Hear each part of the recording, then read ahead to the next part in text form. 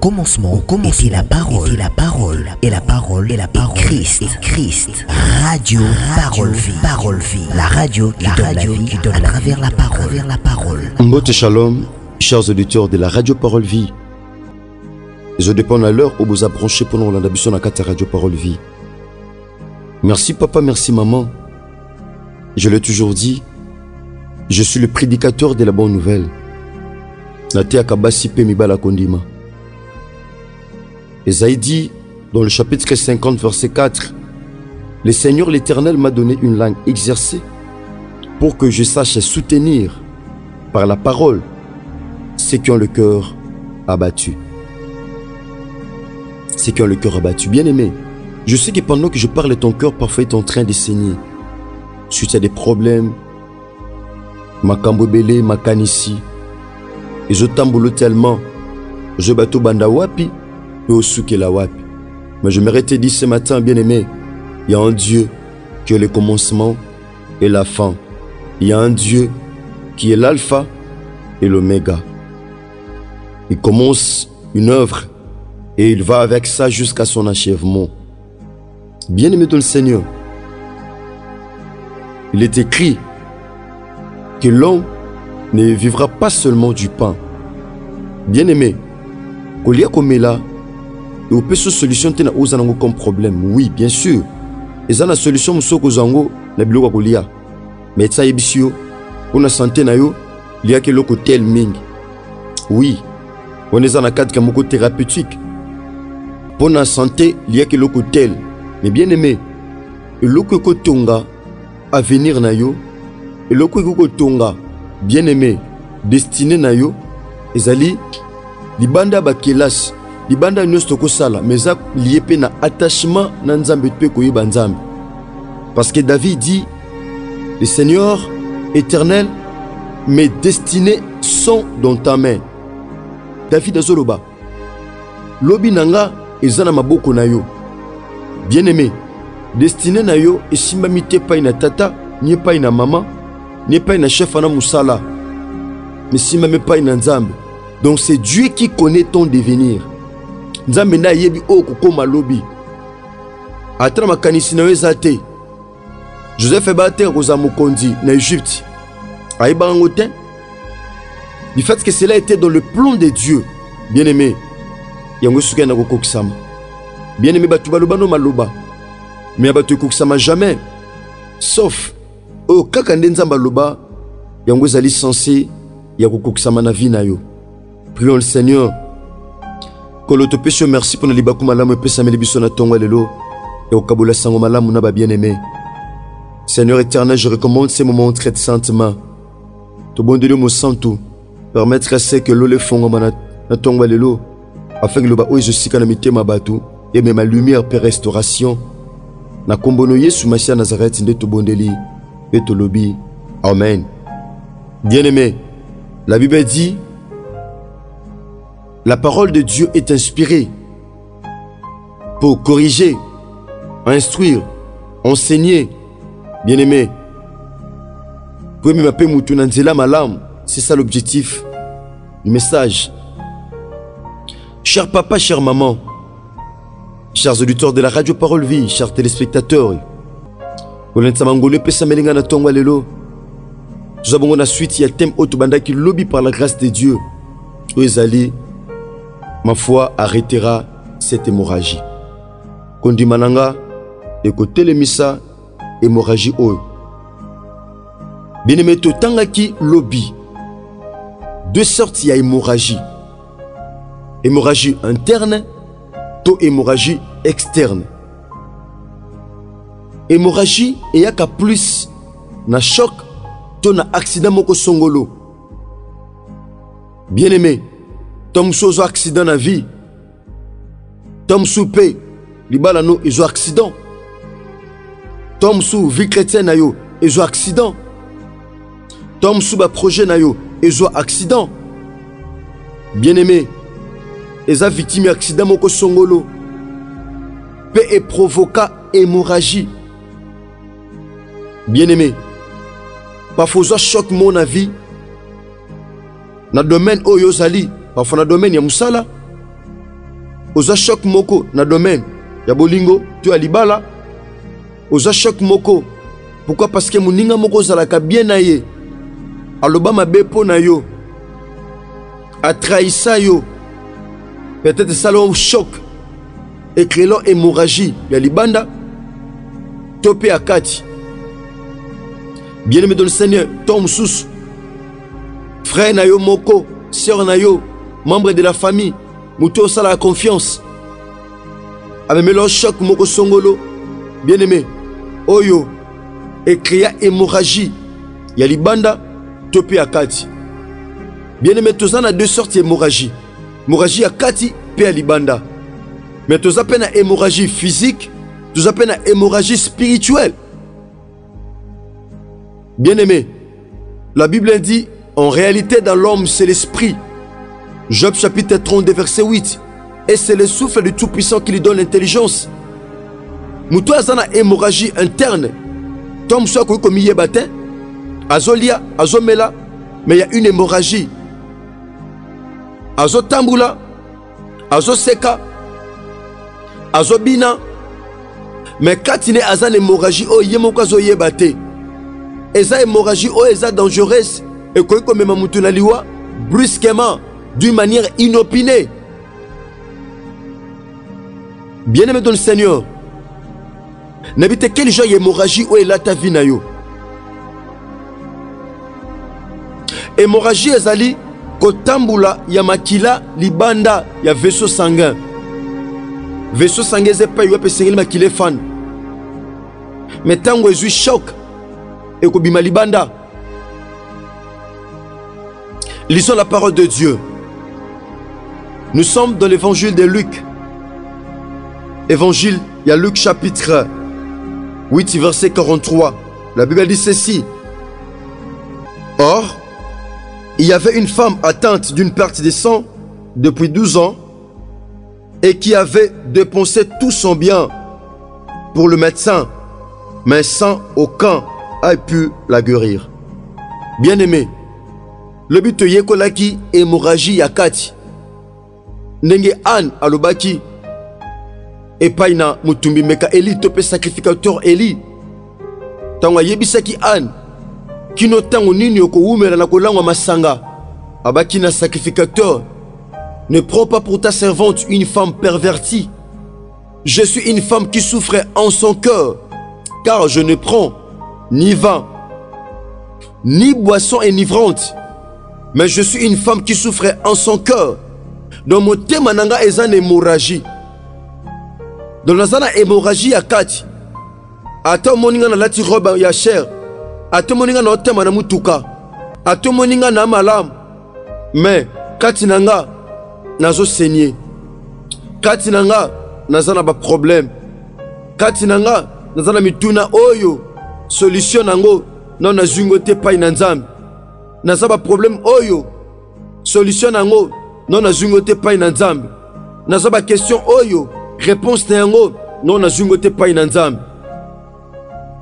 Aneko souffrir na mutema. Maintenant a pa totangi l'évangile selon Luc. Et pas tes amis awa bien-aimé dans le Seigneur. Tomoni la femme au sang coulant. Cette femme azaki na perte ya makila depuis 12 ans. Na ba période na makila bimaka en abondance. Bien-aimé dans le Seigneur. Et ben là quoi inquiété et soit qui ba année. Je ne sais pas mon frère ma soeur. Parfois problème ya vie nos yeux ba année. Parfois maladie on les tungiso et yeux ba année. Et qu'on peut hémorragie. Et je bimisa mbongo. Cette femme avait une double hémorragie. Non seulement hémorragie, il y a makila ko bima boy. Et ça qui peut une hémorragie financière. Parce que makila zo bima, a zo dépenser pe ba bien yo sozala kinango. Bien mais dans le Seigneur. Ande ko dépenser mbongo. Na ko teka biloko ba bien a dépenser qui. C'est que mbongo silaki a commis ko teka même biloko pour son mbongo pour se faire soigner. Bien-aimé dans le Seigneur, c'était une hémorragie externe. Kotanga makila nezo mona na miso abatu. Bato ba chola ka ba chola. Bato ba finga ka ba finga. Bato ba humilier ka ba sape ko humilier. Le sape kana yo mon frère. Et ko epoko zala kano ma sœur. bato baza ko humilier yo. Pourquoi? Parce que passe ya vie nozo tanga na libanda. Malade zo tungiso ezo monana. Ezo monana bona miso. Soni wana ezo monana bona miso. Cette femme a l'ouki solution ye moko. Bien-aimé dans le Seigneur, ma joie qui en gote. Bien-aimé, koluka solution te yo moko na ozango comme problème. Oluki pe solution yo moko mingi mozu en gote. Associe Dieu dans tes problèmes. Associe Jésus-Christ de Nazareth dans tes problèmes. Pendant qu'on associe Christ était, au komela kana ko dépenser ba bien na yo. Cette femme avait tout dépensé. A teka biloko, a luka solution. Oh médecin moka bimina kingabwa akei. Oh médecin moka bimina kinkole akei.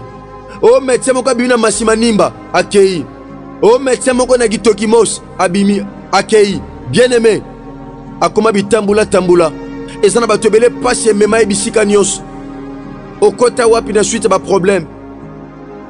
Okuta nanani. Babusu ba pakula mabele na bilongi. Babusu bakata bango banzoloko. Babusu ba melisa bango bakisa bokoko. Bien-aimé, de quoi tambula tellement trop. Pourquoi suite à hémorragie? N'habite hémorragie à moisio. Ezaki makila kotanga. Mais quel genre d'hémorragie? Oh, ce tungi sa vu, mon frère, ma soeur. Quel genre d'hémorragie?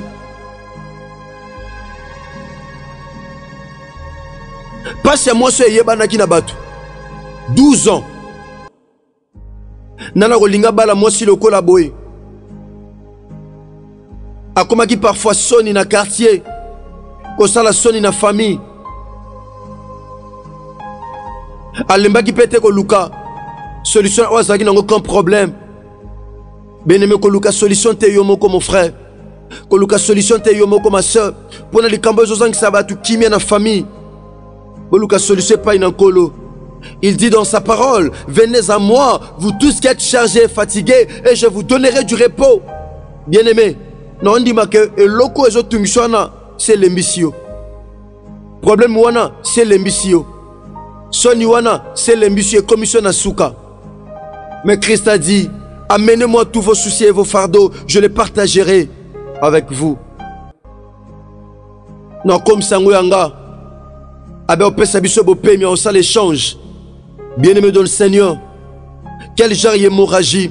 Cette femme avait une hémorragie externe. A dépensé qui n'y a commencé au bout du rouleau, cette femme. Abe souta salanin, abe souta kende wapi, akuta souda médecin nin, médecin tel akuta déjà naye, généraliste tel, gynécologue tel, bien-aimé, akuta naye, mais mon côté au côté sa soulagement, l'obi côté mais soulagement, mais bien-aimé dans le Seigneur, cette femme au sang coulant, écoutez, verset 44, elle s'approcha par derrière et toucha les bords du vêtement de Jésus.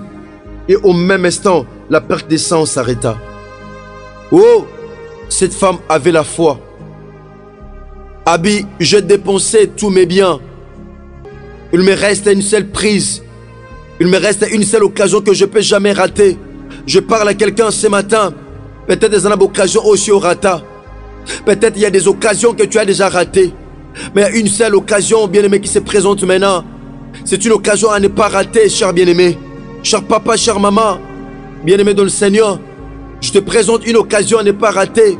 C'est de rencontrer Jésus dans ta vie. C'est de rencontrer Christ dans ta vie.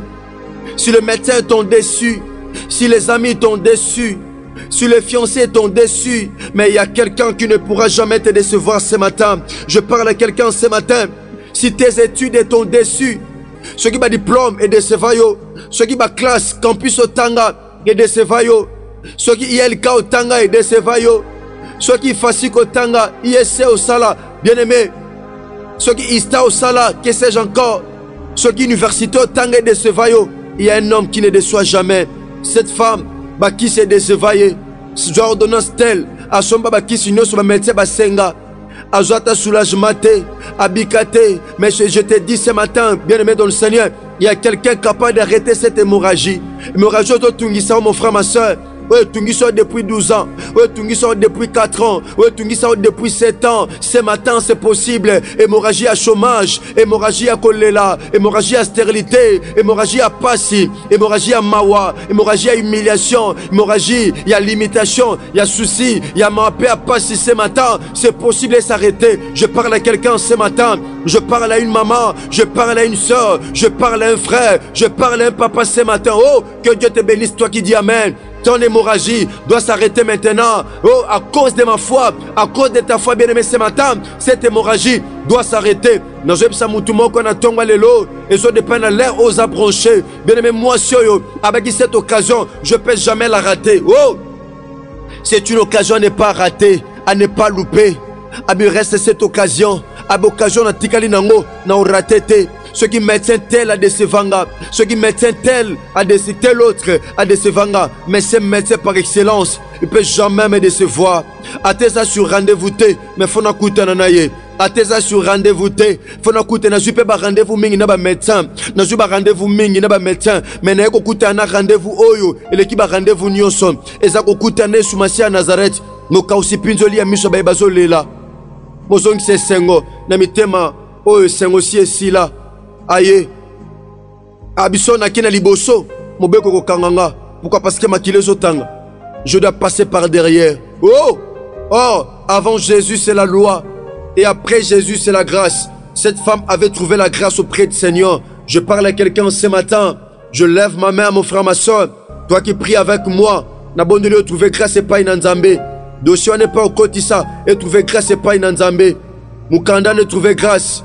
Bien-aimé dans le Seigneur. Tu causes angolais pas une Nzamba, tu vas mettre va déclarer bien aimé stérile. Mais c'est possible ce matin de trouver grâce devant Dieu. C'est possible ce matin de trouver grâce. Cette femme a passé par derrière, a Simbi et lambé à Christ. Oh! Cette femme avait une foi capable de pouvoir arrêter cette hémorragie, disant, si seulement je puis toucher le bord de son vêtement, je serai guéri. Oh! Je parle à quelqu'un ce matin. Cette femme a ordonnance, cette femme a côté radioté, mais en touchant tout simplement les bords du vêtement de Jésus, la Bible dit la perte de sang s'arrêta. Je parle à quelqu'un, cette hémorragie s'arrête pendant que je parle. Hémorragie à stérilité, on ne peut s'arrêter pendant que je parle. Maladie, on ne peut s'arrêter pendant que je parle. Même si le médecin l'a déclaré incurable, le médecin va déclarer incurable, même si c'est une maladie compliquée sans nom, mais c'est possible que ce matin, bien-aimé, à cause de ces messages, que cette hémorragie, ça s'arrête. Au nom de Jésus-Christ de Nazareth. Merci papa, merci maman. Bien beau, ça la biso confiance. Nakata Radio Parole Vie. Tika bolingo, ngolu, bolamu. Ya Yesu Christ à Nazareth, nzamba solo pe abomoy. Ezali kolo na bino. Nous sommes arrivés pratiquement à la fin. Tika Yesu Masi à Nazareth, nzambe moko tondimela. Asala biso ngolu pe bolam. Bien-aimé, lobi tozo banda. 4 matin na biso, il y a le sambo. Le bitozo banda 4 matin na biso le sambo, maman likambo ezali, réveille-toi et prends une décision. Il est temps de te réveiller et de prendre une décision. Pendant que vous avez une décision, tu vas une décision. Et si tu as bien aimé. Et puis des gens qui ont une et vous allez en défaveur na yo, et à famille na yo. Je dis un grand merci à mon ingénieur Chris Kundenga, Enoch DG. Merci pour la disponibilité. Merci Ndeko Trésor Tingi et toute la grande famille. Il y a Radio Parole Vie. C'est Kabolingongo Lupe Bolamu. Il y a Kole Soumassa Nazareth Zaliko Nabino. Merci bien aimé. Si ce message était une bénédiction pour vous, vous pouvez nous écrire sur plus 243 89 75 70 917. Merci, soyez bénis. Tokutani Lobina, une grande activité. Eko 5 Sabiso, Kobanda Lobina Ngonga 3h du matin. Naba numéro Nabiso Nyon sur WhatsApp. Pe Naba chaîne Nabiso partenaire Auto Travakana Bango. Sinon, que Dieu bénisse. Merci. Au commencement, était la parole, et la parole, Christ. Radio Parole Vie. La radio qui donne la vie à travers la parole.